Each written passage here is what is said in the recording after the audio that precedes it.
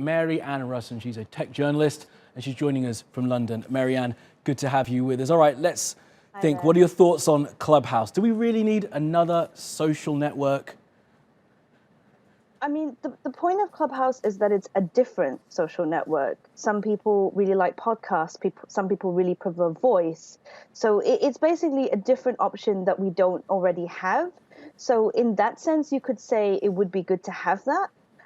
However, Twitter announced plans in the last week that it too would like to offer a premium service whereby you could do voice chat. So, all the social networks look at what everybody else is doing. And if it's doing really well and it keeps going viral, they'll soon want to put that feature into their service.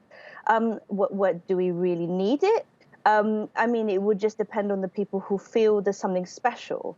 At the moment, people want to go on Clubhouse because all the celebrities are on it, right? You've never had this unfettered access to so many famous people that you might like to hear thoughts from. So that is the special magic appeal at the moment. But eventually, if everybody gets an invite and everybody is on the app, will it soon be exclusive?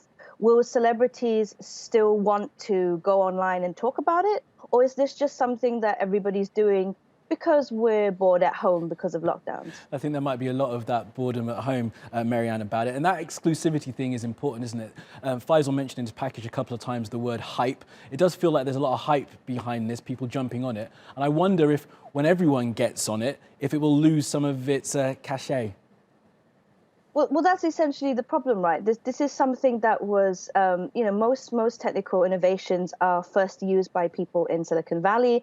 They're used by venture capitalists. So it's like the tech cool gang got on the app, and then it slowly spreads through word of mouth. Particularly in this case, right, with Elon Musk, with other people. So most of the people who are really on the app are people from Silicon Valley and some celebrities. So the point is, it could, I mean, when it wasn't blocked in China, it enabled some amazing conversations. But do you need to have those conversations? Do you need to have them on this app? Is there a point in having a conversation which can be recorded by anyone and isn't really private? Could you just ring them up or have a conference call or do any of the normal things we do? It's all about how long are we stuck in this unique situation that we've never been in before in history, whereby we're all sitting at home.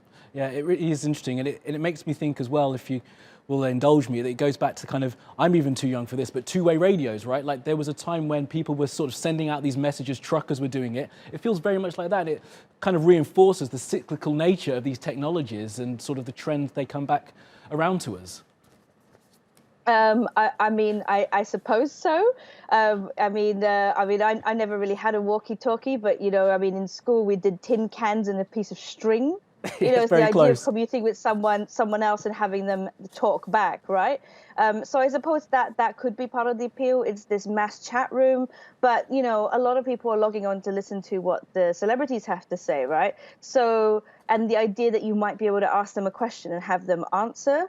So it's just how exclusive does that stay? If it stays as an exclusive thing, everybody joins so they can hear Elon Musk talk. But if he talks every week, do we really care what he has to say then? Yeah, perhaps not. And we can also obviously just read what he says on Twitter, as he likes to tweet a lot. All right, we've run out of time, Mary Ann, but really good to have you with us. Thanks for your thoughts. Thanks.